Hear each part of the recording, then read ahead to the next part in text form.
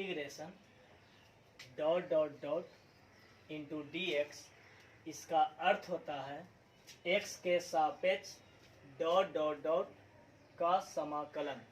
ठीक है, कहने का मतलब हुआ कि डॉट डॉट डॉट के जगह पर कोई भी फलन आ जाएगा, कोई भी फलन, तो उस फलन का क्या हो निकलेगा, समाकलन। ठीक है, दूसरी बात याद रखना कि इसका मतलब होता है सापेक्ष। क्या होता है, सापेक्ष। ठीक है, तो यहाँ x लगा हुआ तो क्या कहेंगे, x के सापेक्ष। अगर x के जगह पर थीटा रहेगा तो क्या बोलेंगे, थीटा के सापेक्ष। अगर x के जगह पर z रहता तो इसको बोलते हैं z के सापेक्ष। इसका मतलब सापेक्ष के बारे में पता चल गया। ठीक है, अब हम इसको पढ़ेंगे कैसे, integration dot dot dot into D x का इसका अर्थ क्या समझेंगे कि x के सापेक्ष, क्योंकि यहाँ क्या लगा हुआ x, तो यहाँ पढ़ेंगे x के सापेक्ष। अगर यहाँ थीटा लगा हुआ रहता तो थीटा के सापेक्ष पढ़ते, यहाँ z लगा हुआ रहता तो z के सापेक्ष पढ़ते। ठीक है, तो यहाँ x लगा हुआ तो x के सापेक्ष डॉट डॉट डॉट का समाकलन। कहने का मतलब है कि यहाँ पर अगर साइन x आ जाए, यहाँ पर आ जाए कितना, साइन x, तो हम क्या पढ़ेंगे, x के सापेक्ष साइन x का समाकलन। या इसका दूसरा भाषा हम बोल सकते हैं कि साइन x का समाकलन किसके सापेक्ष, तो x के सापेक्ष। उलट के भी पढ़ सकते हैं। तो इसका मतलब है कि इसके बारे में जान गया है। ठीक है, तो इसके बारे में भी जान गया होगा और इसको पढ़ने के लिए आ गया होगा। अब इसको हम कितना पढ़ेंगे, integration sine x into D x, integration sine x into D x. तो इसको क्या पढ़ेंगे कि x के सापेक्ष, इसको क्या पढ़ेंगे, x के सापेक्ष साइन x का समाकलन। ठीक है, x के सापेक्ष साइन x का समाकलन बराबर कितना होगा, माइनस कॉस x और प्लस में के तो कोई अचर राशि जोड़ना ही जोड़ना है क्योंकि अनिश्चित समाकलन है। तो ध्यान देना, दूसरा नंबर फार्मूला जो है इसको पढ़ सकते हैं कि integration sine x into D x, यानी x के सापेक्ष साइन x का समाकलन। ठीक है, बराबर होता है माइनस कॉस x प्लस के।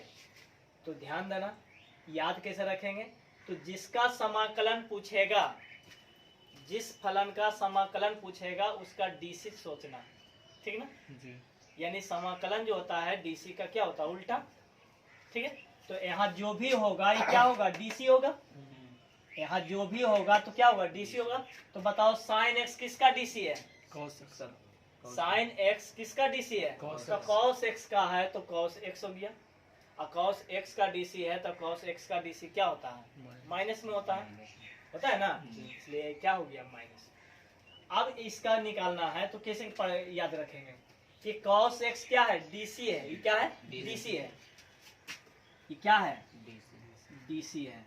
तो बताओ किसका डीसी है, कॉस एक्स किसका डीसी है, तो साइन एक्स का। तो जवाब हो गया साइन एक्स। कोई दिक्कत।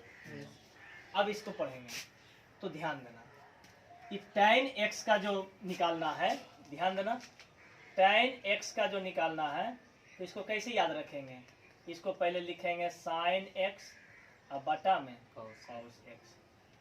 बोलो हाँ या नहीं। तो हम रूल बताए थे, यदि हर का डीसी अंश में हो, यदि हर का डीसी अंश में हो तो लॉग हर होता है, बताए थे।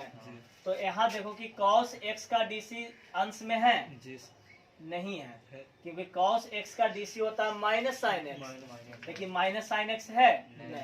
तो बैलेंस करके के इसको माइनस बना देते हैं, तो माइनस साइन एक्स बटा क्या हो गया, cos x। कोई दिक्कत, इंटू क्या हो गया, dx। अब बताओ क्या cos x का डीसी साइन अंश में है, यानी हर का डीसी अंश में है, तो हाँ है। तो क्या होगा इसका समाकलन, लॉग हर, लेकिन माइनस लगा हुआ तो माइनस लॉग हर, हर के मतलब cos x। ठीक है, समझ में आ गया। जब इतना इसको समझ में आ गया तो क्या करेंगे, माइनस जो है इसके पावर में आएगा, तो इसके पावर में आएगा तो 1 बटा cos लिखा जाएगा। और जब ये 1/cos लिखाएगा तो 1/cos को क्या बोलेंगे, सेक बोलेंगे। इसका मतलब tan x का इंटीग्रेशन जो होता है माइनस लॉग cos x आधार ई, इसको आधार ई बोला जाता है, और प्लस में के, या लॉग सेक x आधार ई और प्लस में। कोई दिक्कत समझ में आ गया इबला?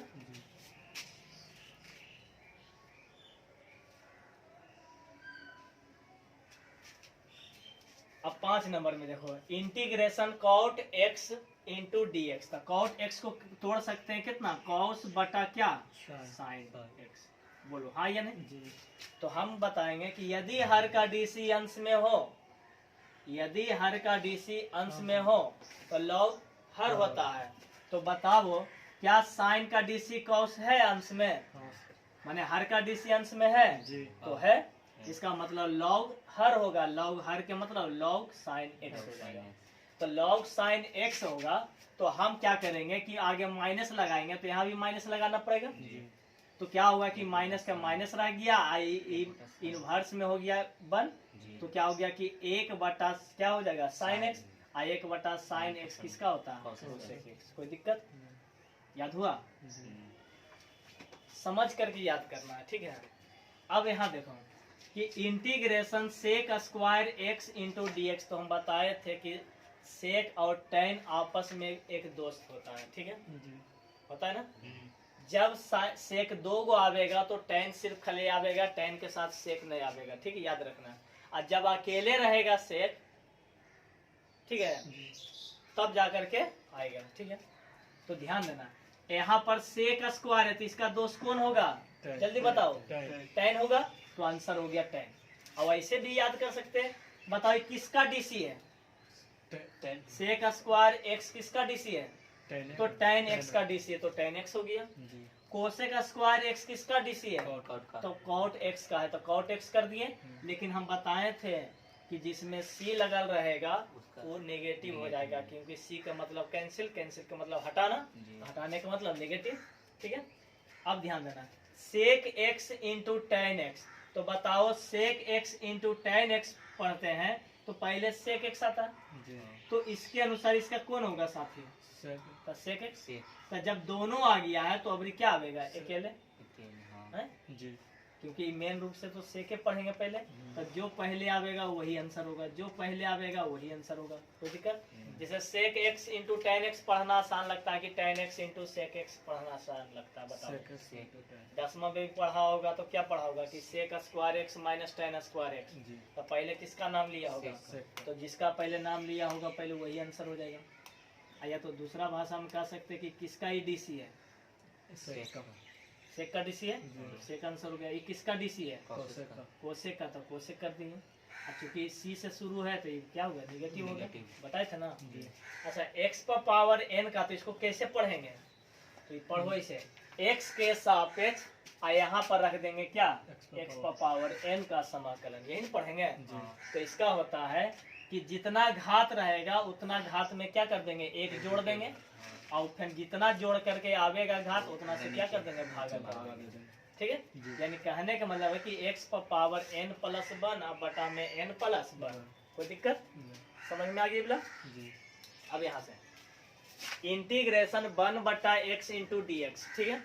इसको कैसे याद रखेंगे, तो हम रूल बताए थे, यदि हर का डीसी अंश में हो, यदि हर का डीसी अंश में हो तो लॉग हर होता है। तो क्या लॉग हर हुआ है, ठीक है। इसको भी याद नहीं करना है, अब समझ के ही पढ़ना। 12 नंबर में देखें integration 1/√x, integration 1/√x into क्या हो गया, dx। तो हम बताए थे कि यदि हर वर्गमूल में हो, यदि हर वर्गमूल में हो और वर्गमूल के अंदर वाले राशि या फलन का डीसी अंश में हो, तो वैसी स्थिति में उसका समाकलन 2 इंटू हर होगा। क्या होगा, 2 इंटू हर होगा। तो 2 लिख दिए, आई इंटू में हर कितना दिल है, √x, तो 2 इंटू हर हो गया, कोई दिक्कत।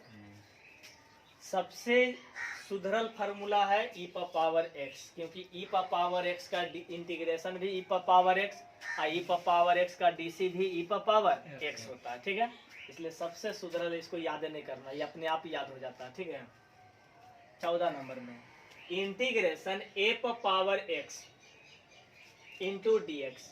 तो इसका कैसे निकालेंगे, तो जो है वही उतार दिए, ए पावर एक्स लिखा है तो ए पावर एक्स ही लिख दिए। ठीक है, और इंटू में क्या कर दिए कि था ए होना चाहिए था, ई होना चाहिए था, खाली यही उलट गया। डीसी में ए पावर एक्स का डीसी पढ़ा हुआ था ए पावर एक्स इंटू लॉग ए आधार ए, लेकिन इसका इंटीग्रेशन में क्या होगा कि सेम रहेगा, खाली क्या करेगा कि लॉग ई और आधार ए हो जाएगा, पलट जाएगा। यही जब फिर सुधार के लिखेंगे तो ये बटा में चला गएगा, कोई दिक्कत नहीं। समझ में आए? हाँ समझ में आए। 15 नंबर में इंटीग्रेशन dx बराबर में होता है x। कैसे होता है तो ध्यान देना, क्या इसको लिख सकते हैं इंटीग्रेशन 1 इंटू डी एक्स, बोलो एक छिपा हुआ एक के जगह पर हम लिख सकते हैं कि integration x power 0 into D x, क्योंकि यहाँ x का फलन है तो x के पर घात लेंगे जी। अब बताओ क्या ये x पावर n के फार्मूला को बैठ गया है इस फार्मूला पर जी। तो अब तोड़ेंगे इस फार्मूला पर कि x पावर 0 प्लस 1 अब बटा 0 प्लस 1 बराबर कितना हो गया, x हो गया जी। इसका मतलब जब भी कोई इंटीग्रेशन पूछेगा कि इंटीग्रेशन dx बताओ कितना होगा तो तुरंत बता देना है x। ठीक है, अगर बोलेंगे इंटीग्रेशन dx तो कितना होगा तो 22 होगा ना, नहीं समझना है। हम बोले कि इंटीग्रेशन इंटू खाली dx दिल है तो एक dx दिल है तो x का फलन आ गया जी। तो अगर दिल रहेगा कि इंटीग्रेशन dy बराबर कितना होगा y, तो y लिखा जाएगा जी। अगर इंटीग्रेशन d थीटा लिखा रहेगा तो क्या होगा थीटा लिखा जाएगा जी, याद रखना जी। यानी जिसके सापेक्ष में रहेगा वही फलन लिखा जाएगा। ठीक है, x के सापेक्ष है तो x फलन, y के सापेक्ष है तो y फलन। इतना तक तो समझ में आ गया जी।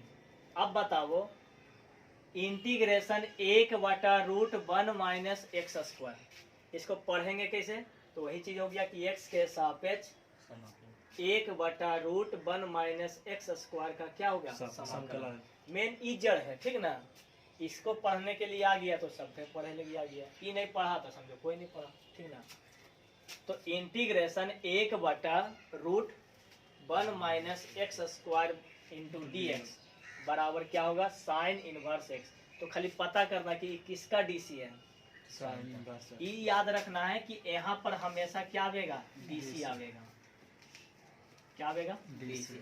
इसलिए जब भी कोई फार्मूला पूछेगा ना तो कैसे सोच के जवाब देना है, जैसे पूछेगा तो पता करना कि उसका डीसी कितना होता है। ठीक है जी, डीसी अगर पता चल गया तो वही तुम्हारा आंसर हो गया। जैसे ये किसका डीसी है साइन इनवर्स, तो साइन इनवर्स एक्स। ये किसका डीसी है कॉस इनवर्स एक्स। ये किसका डीसी है तो टेन इनवर्स एक्स का। ये किसका डीसी है तो कॉट इनवर्स एक्स का। ये किसका डीसी है तो सेक इनवर्स एक्स का। ये किसका डीसी है, इसमें तो कोई दिक्कत नहीं है, इतना तो समझ में आ गया। अब समाकलन के नियम हो गया, यानी कुछ ही नियम है, बाकी आगे अगला चैप्टर में पढ़ेंगे। तो इस नियम में क्या था क्या कि यदि इंटीग्रेशन हम निकाल रहे हैं, इंटीग्रेशन निकालते समय फलन के साथ कोई अचर राशि आ जाए, फलन के साथ कोई अचर राशि आ जाए तो वैसी स्थिति में जब समाकलन निकालेंगे तो उस अचर राशि को बाहर कर देंगे। उस अचर राशि को क्या करेंगे बाहर कर देंगे। अब फलन का क्या करेंगे समाकलन निकालेंगे, कोई दिक्कत नहीं। 23 नंबर में कहता है इंटीग्रेशन कहता है 2 या 2 से अधिक फलन का योगफल रहे, 2 या 2 से अधिक, 2 या 2 से अधिक फलन का क्या होगा योगफल रहे, तो वैसी स्थिति में उसका समाकलन निकालते समय एक साथ तो पूरा फलन का नहीं निकाल सकते हैं, तो उसका फार्मूला बनाया गया कि इस फलन को अलग अलग कर दो। ठीक है, तो देखो u को अलग कर दिए, ऐसा जो चिन्ह रहेगा प्लस चिन्ह रहेगा तो प्लस लिखेंगे, माइनस चिन्ह रहेगा तो माइनस लिखेंगे। अर्थ में यानी कि यहाँ चिन्ह जिस प्रकार से रहेगा उस प्रकार से इंटीग्रेशन निकालेंगे। जैसे में उदाहरण में हम देते हैं कि मान के चलो कि लिखल है x square plus 3x plus में 5 इंटू डी एक्स। ठीक है, बताओ एक से अधिक फलन है ना, जी। अब एक साथ कैसे इंटीग्रेशन निकालेंगे, संभव है? नहीं। तो हम क्या करेंगे, इसको अलग अलग करेंगे, तो integration x square into D x, और 3 बाहर हो जाए क्योंकि फलन के साथ हाल है, जी। तो 3 बाहर हो गया, एक्स इंटू डी एक्स, इहो देखो फलन है दिल है, अचर राशि बाहर कर देंगे और खाली क्या है dx। क्यों होगा, क्योंकि वहाँ एक्स पर पावर 0 तो फलन है ना, जी। एक होता है लेकिन एक का मान कितना होगा, एक्स पर पावर 0, तो भी फलन होता, तो वैसी स्थिति में 5 को बाहर कर देंगे। अब इस प्रकार से इसको इंटीग्रेशन निकाल देंगे, आसान होगा। तो इस फार्मूला को भी याद होना जरूरी है जी जी। कि अगर 2 या 2 से अधिक राशि दिल रहेगा, उसका इंटीग्रेशन निकालने के लिए कहा गया होगा, तो उसको अलग अलग बांट सकते हैं, ठीक ना। और जहाँ u v और w होगा, किसका फलन होगा, x का। देखो यहाँ x लिखा है तो x का ना फलन होगा, जी सर। या d थीटा लिखा रहता तो d थीटा के सापेक्ष होगा, तो उसका फलन होगा। इतना तो समझ में आ गया। अब कहता है नोट में क्या कहता है कि शून्य का समाकलन शून्य नहीं होता है। कितना विद्यार्थी क्या करता है कि परीक्षा में शून्य का यानी 0 का इंटीग्रेशन जब पूछता है तो डायरेक्ट ऑप्शन में दिल रहता है 0, बी में दिल रहता है अचर राशि, सी में कुछ और, डी में कुछ और, वो क्या करता है सीधे 0 पर टिक मार के चलाता है और बोलता है कि हम 100% सही निकाले हैं। तो 0 का इंटीग्रेशन 0 होता है, 0 का इंटीग्रेशन 0 होता है, लेकिन अनिश्चित समाकलन में अचर राशि जोड़ा जाता है, जोड़ा जाता है लास्ट में। तो 0 का इंटीग्रेशन 0, अब प्लस में फिर अचर राशि जोड़ेंगे तो बचेगा क्या, अचर राशि आएगा। इसलिए 0 का इंटीग्रेशन 0 नहीं होता है बल्कि अचर राशि होता है। जैसे हम एग्जाम्पल में इंटीग्रेशन 0 इंटू डी एक्स बराबर 0 कर दिए। आज 0 कैसे हुआ तो ध्यान देना, यहाँ से समझा देते हैं, यहाँ समझा देते हैं 0 इंटू डी एक्स, तो 0 को बाहर करेंगे तो खाली इंटू डी एक्स बचेगा। अब 0, अब इतना के बारे में बताए थे कितना होता है, अभी थोड़ा देर फार्मूला या देखो x होता है, x लिख दिए। अब प्लस में क्या होगा, k होगा, प्लस में k होगा। ऐसा नहीं कि इतना का होता है फार्मूला इतना पूरा तो हम ऐसे करके लिख देंगे, तो ऐसे करके लिखेंगे तो 0 ना हो जाएगा। हम तो लास्ट में ना k जोड़ेंगे, हम क्या करेंगे लास्ट में जोड़ेंगे, तो पहले तो इसका डी सी इंटीग्रेशन आ जाएगा x, तो इतना करेंगे तो 0 आ गया, और उसमें अचर राशि जोड़ दिया जाता है तो बराबर कितना आ गया, ठीक है। इसलिए कभी भी भूल करके भी 0 का इंटीग्रेशन 0 नहीं मारना है, कोई अचर राशि मार देना, ठीक ना।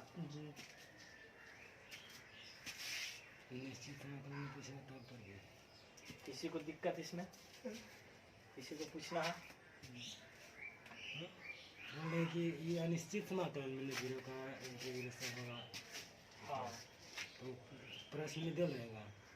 हाँ प्रश्न दिल नहीं रहेगा। देखो यहाँ पर लिमिट दिल है, नई लिमिट दिल है तो ये क्या हो जाएगा, लिमिट दिल रहेगा तो निश्चित हो जाएगा कि इतना इतना के बीच में निकल रहा है, ठीक है। और सुनिए 1/x² का इंटीग्रेशन होगा तो 1/x², का। अच्छा ठीक है, उसका भी निकालते हैं, ध्यान देना। 1/x² इंटू डी एक्स था, तो देखो क्या हम इसको लिख सकते हैं 1/x² लिखा हुआ, तो क्या इसको लिख सकते हैं x पर पावर -2 इंटू डी एक्स, बोलो लिख सकते हैं। अब बताओ ये कौन सा फार्मूला बैठ गया, तो x पर पावर n के फार्मूला बैठ गया, इसको तोड़ दो तो x पर पावर -2 + 1 और -2 और +1, तो हो गया कितना x पर पावर -1 बटा -1, तो बराबर माइनस तो लिख देंगे। अब -x पर पावर -1 को क्या लिख सकते हैं 1/x, तो आंसर हो गया 1/x। क्या समझ में आया, कोई दिक्कत, इस प्रकार से तोड़ सकते हैं। तो अब आ जाते हैं चैप्टर पर, ठीक ना, बेसिक चैप्टर, ठीक ना।